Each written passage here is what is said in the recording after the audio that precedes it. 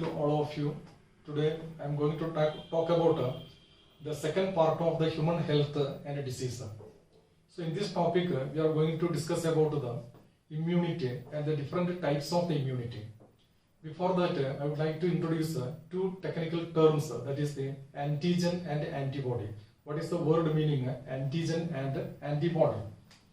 So antigen, antibody.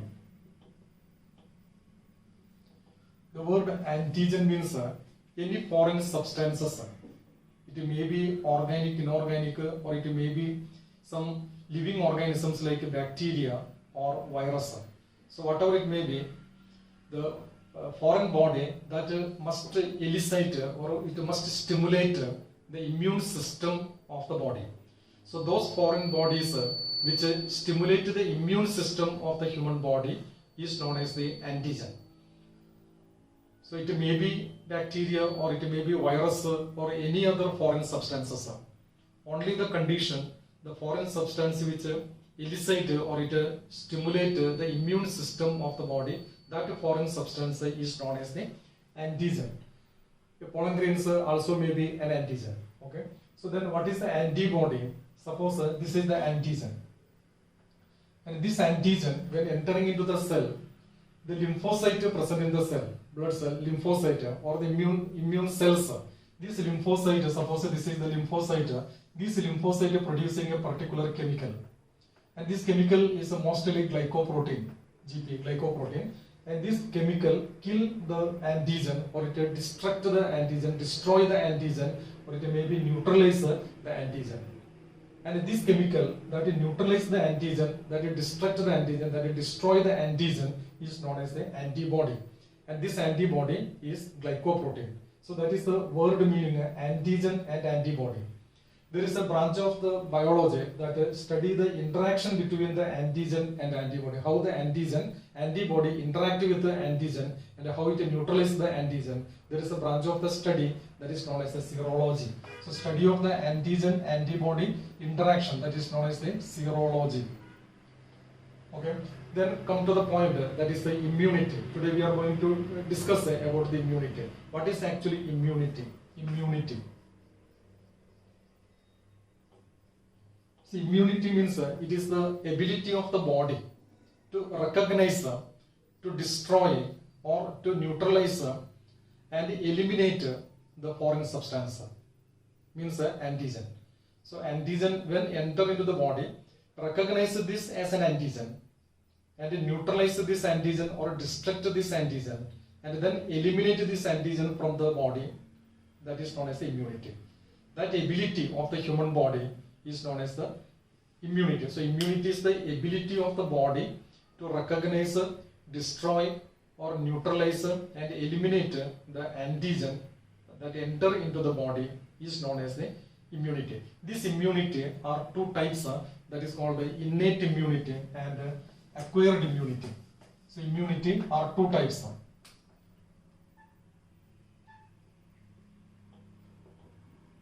Immunity two types, that is the innate immunity and acquired immunity.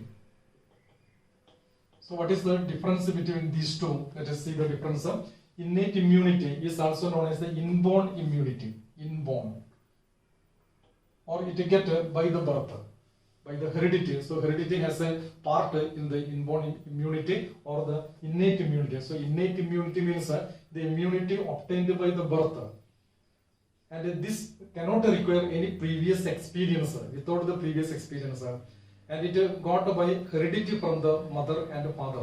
The gene already received from the mother and father, that having this character, innate immunity character, and innate immunity is because the heredity. So innate immunity can transfer from one generation to the another generation, and it is obtained by the birth, and it cannot require any previous experience. That is known as the innate immunity.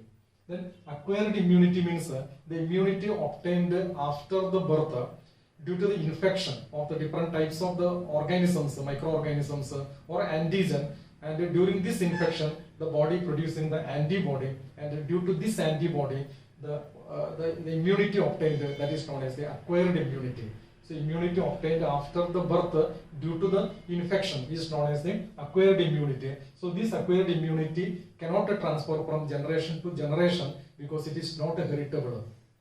It is no relation with the genes. It is not heritable, but it requiring the previous experience. Previous experience means suppose an infection is happening, for example measles or the chicken pox or the smallpox. When this disease is infected, the body preparing the antibody, this antibody will remaining as far as the individual is living and it protect the body from this disease further. So that is it cannot transfer from the generation to generation, but it requiring the previous experience. So that is the acquired immunity, and that is the innate immunity. And this innate immunity is operating by different barriers. So what are the different barriers? So it operating with the help of the different barriers. The different barriers are: number one, anatomical barriers. Anatomical barriers. Number two, physiological barriers. Physiological barriers. Number third, phagocytic barriers. Phagocytic barriers. And the number fourth is the inflammatory barriers. Inflammatory. So these are the different barriers. Through this barrier, the innate immunity is operating. So let us take what is anatomical barrier. Anatomical barrier actually physically preventing the entry of the microorganisms into the body. The microorganism not enter inside the body because of some barrier, and this barrier mostly skin is one of the, due to the skin the microorganisms cannot penetrate and enter into the body. So that is an anatomical barrier. Another anatomical barrier is the mucus. The mucus is secreting the different part of the body. For example, in the nasal passage, means respiratory passage, mucus is secreting. In the reproductive passage, mucus is secreting. And also in the genital or the urinogenital tract, the mucus is secreting. Gastrointestinal tract, the mucus is secreting. This mucus collecting the microorganisms that enter into the body, and by some mechanism these microorganisms are expelled out. For example, in the respiratory tract, we suffering from the cough. During the cough, the sputum is coming outside, the sputum containing these microorganisms. So all these microorganisms are collected in this mucus, and by the mucus these microorganisms are sent outside, remove outside, eliminate outside.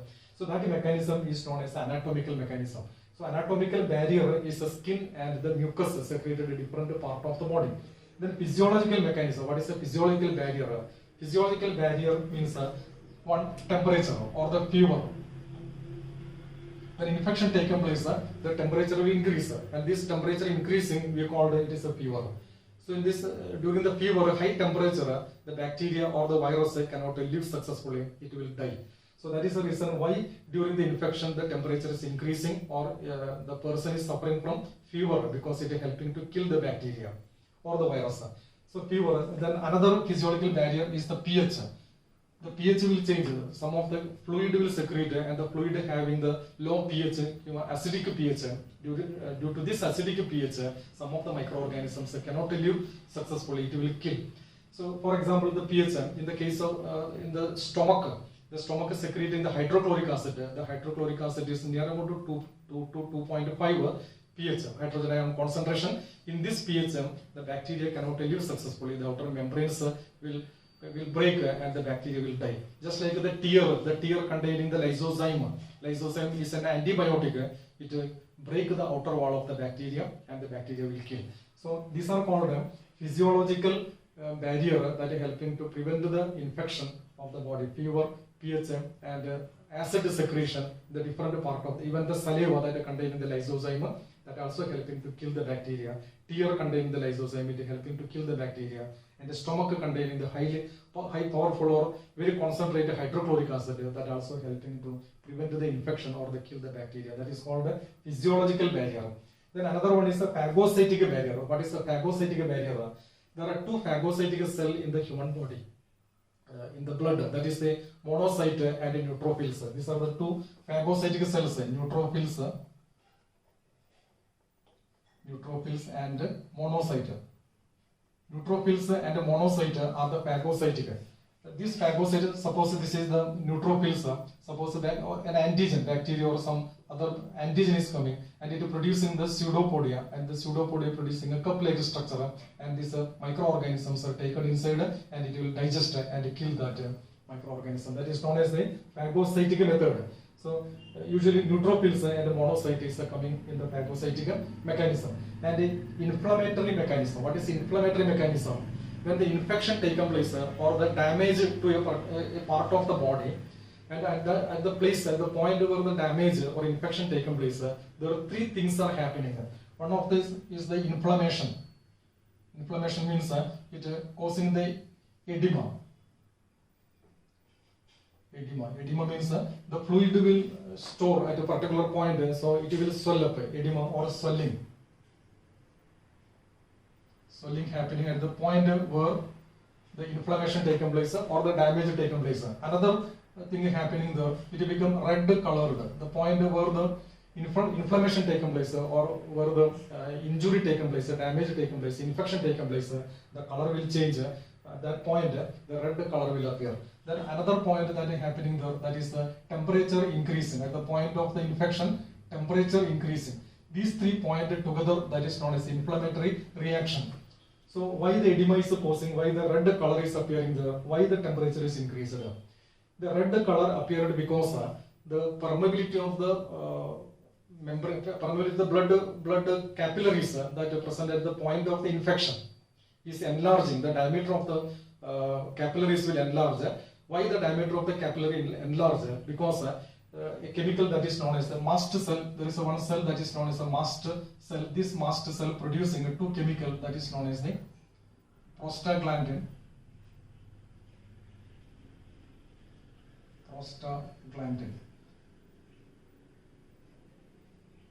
And also it will produce heparin. Histamine. It actually produces the histamine. This mast cell is present in the tissue. So under the areolar connective tissue present below the skin, there are mast cell present. The mast cell producing the prostaglandin and the histamine. Both the prostaglandin and the histamine is a vasodilator. It increases the diameter of the blood vessel. So more blood will rush to the point where the infection taken place or the damage taken place. So the region become red colored. Then why edema is taken place, swelling? Because the permeability of the capillary increases. So the leakage of the chemical leakage of the water present inside the capillary will increase, that is causing the aggregation of the water molecules around the infection where the point of infection taken place, that is causing the swelling. Why the swelling? It is actually because this fluid containing the phagocytic cells, these phagocytic cells are helping to remove the microorganisms. If a microorganism enter through the injury or through the infection, if a microorganism is entering, that microorganism can be destructed by these phagocytic cells that are present in the fluid, edematic fluid. Then why the temperature is increased? The temperature increased, I already told, when the high temperature, the microorganisms cannot live successfully, it will die. So to increasing the temperature, the aim is that to kill the bacteria or the virus that is supposed to enter through this inflammatory point or the injury point or the damaged point or infection point. So these are the different mechanisms or the barriers for the innate immunity. One more mechanism is there, that is the interferon. Interferon is a glycoprotein. It produces the damaged cells or infected cells. When a cell is infected by virus, and these cells will secrete a chemical glycoprotein that is known as interferon. This interferon protect the nearby cells. So that is also a type of the barrier, and just like an anatomical or physiological barrier. So this is the innate immunity, and these are the different types of the anatomical barrier, different types of the barriers for the innate immunity. Okay, and this innate immunity is sufficient for a short time. It cannot protect the body for a long time. So we require the acquired immunity also. So let us study what is acquired immunity. So immunity obtained after the birth is known as the acquired immunity. How the acquired immunity is obtained? What are the characters of the acquired immunity? So acquired immunity, I already told, when the antigen is entering inside, the lymphocyte will come there, and this lymphocyte producing a particular chemical, and this chemical is known as a particular chemical producing, and this chemical is known as the antibody, and this antibody killing this antigen, and this antibody remaining as long as the individual is alive, and lifelong protection from this antigen is obtaining after infection. So this is the mechanism of the acquired immunity. And this acquired immunity has some characters. So what are the characters? One of the character of the acquired immunity, it can differentiate self from the non-self. Self and non-self can be differentiated. Self and non-self. Self and non-self can be differentiated. So it cannot, this acquired immunity cannot disturb the molecules or the organs present in the individual's body. For example, in the case of the kidney transplantation, if a kidney is taken to place from another person, and this kidney is actually the foreign body considering to that body. So to the body try to reject this kidney, that is known as a self and non-self. But our kidney is remaining without any disturbance because the immune system identified the kidney is our own kidney, and the kidney is coming from another person that is treating as a foreign body, and the body is trying to reject that. So the immunity, the acquired immunity, has the peculiar character that it can distinguish between the self and non-self. Another very important point, character of the acquired immunity, specificity. Specificity means one antibody, suppose this is the antibody, this antibody is specific to the particular antigen. This antibody cannot affect to any other antigen. So one antigen have a particular antibody, or one antibody has a particular antigen, that is known as a specificity. For example, the chickenpox antibody, the antibody against chickenpox, that affecting only the virus responsible for the chickenpox.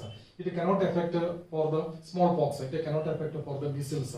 The antibody produced for the measles that affect only the virus of the measles, antigen of the measles, and not any other antigen. So there is a highly specific antibody reaction is highly specific. And the number third character of the acquired immunity is the diversity. That means there are different types of the millions of the different types of the antibodies, and these antibodies identify the millions of the different types of the antigen. So these antibodies are not one or two, antigen is not one or two, they are very wide in number. So it is called diversity. Diversity, different types of the antibody present, different types of the antigen also present. So that is called diversity. And the last point for the character of the acquired immunity is the memory. Memory. So this memory means actually during the acquired immunity, the lymphocyte producing the antibody, this antibody remaining in the body of the individual as long as he is alive. So when this, for example, chickenpox, once the chickenpox is affected or the smallpox is affected, the antibody is already prepared. This antibody remaining for the long time. So after a few years, the same smallpox or the chickenpox virus is infecting the person. This antibody directly go and immediately it destruct this antigen. So the infection cannot take place. That is the reason why once the smallpox is affected, never smallpox appearing or infect the individual, because the antibody already prepared, and this antibody has the memory, and this antibody recognize that a particular antigen and that destructing this antigen immediately. So these are the four characters of the acquired immunity. This acquired immunity again classified into different types. So what are the different types? That is the active acquired immunity and passive acquired immunity. Active and passive. So passive, just to take active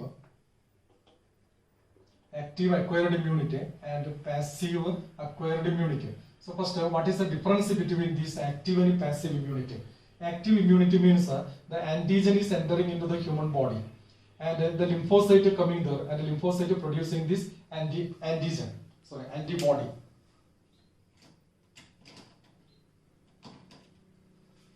So it is producing the antibody. So this is the antibody, and this antibody destruct or neutralize this antigen. So the lymphocyte have to do some work, activity, and hence this is known as the active type immunity. Then passive immunity means suppose an antigen enter into the human body. This is the antigen. and the human body containing the antibody already present in the human body. This is the antibody, and this antibody immediately attack this antigen and destroy this antigen. Here lymphocyte not doing any work, so here no work is performed, activities are performed by the lymphocyte, so this is known as a passive. And this is active because the lymphocyte actually doing the work, so it is known as active. That is the difference between active and passive immunity. So in the active immunity, the lymphocyte actually working and producing the antibody. In passive immunity, antibody already present in the body, in the blood or in the body fluid, antibody already present. And this active immunity again classified into two types. So what are the two types? One of the type of the active immunity is the natural active acquired immunity, and another one is the artificial active acquired immunity. Like that, the passive immunity also two types, that is called natural passive acquired immunity and artificial passive acquired immunity.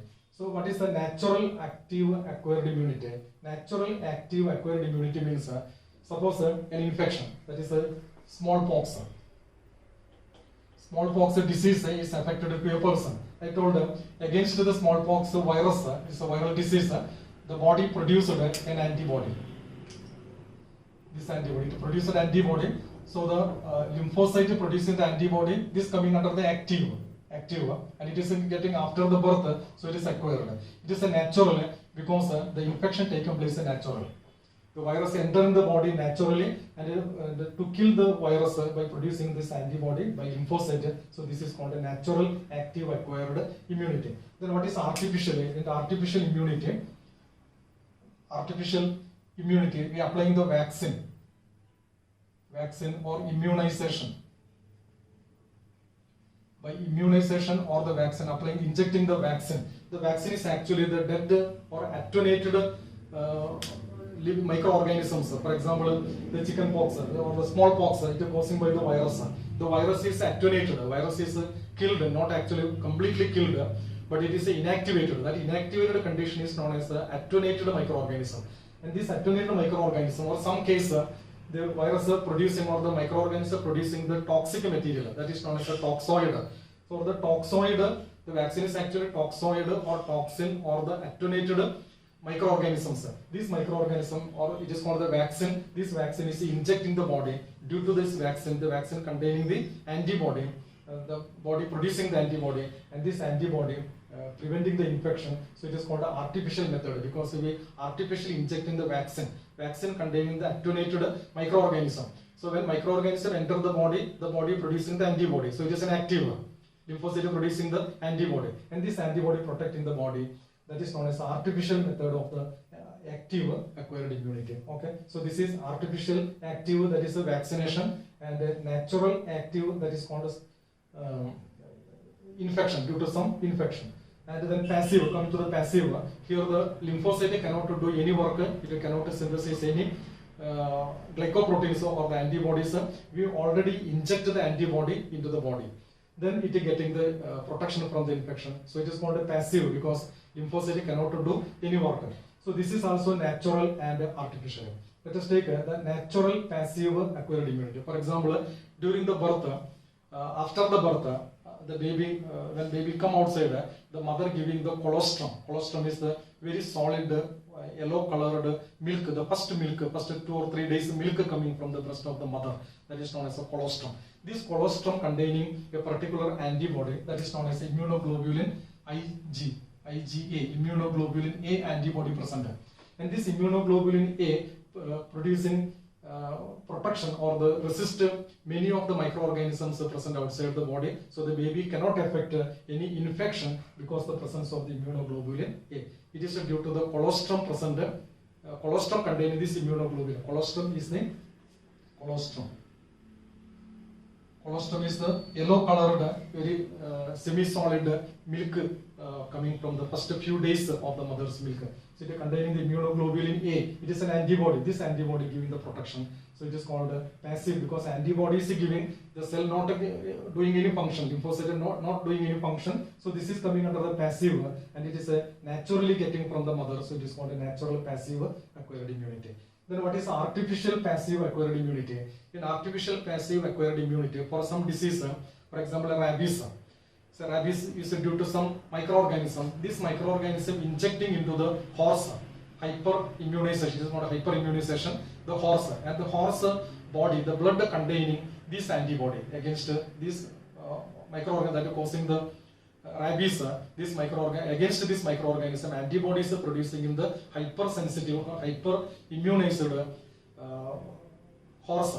And from the horse, the blood collecting from the blood, this antibodies is separating, and this antibodies is given to the patient of the dog bite or the rabies.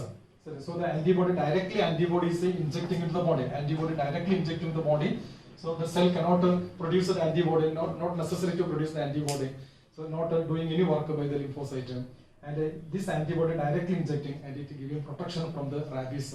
That is known as artificial passive acquired immunity. So that is the acquired immunity, active, passive in both the natural, artificial. And you take one example for each and remember that.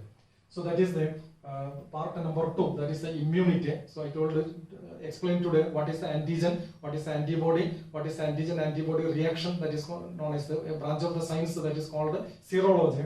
And immunity, what is immunity, what are the different types of immunity, what are the characters of the innate immunity, what are the barriers of the innate immunity, what are the characters of the acquired immunity, and what are the classification, what are the types of the acquired immunity. Okay, thank you very much.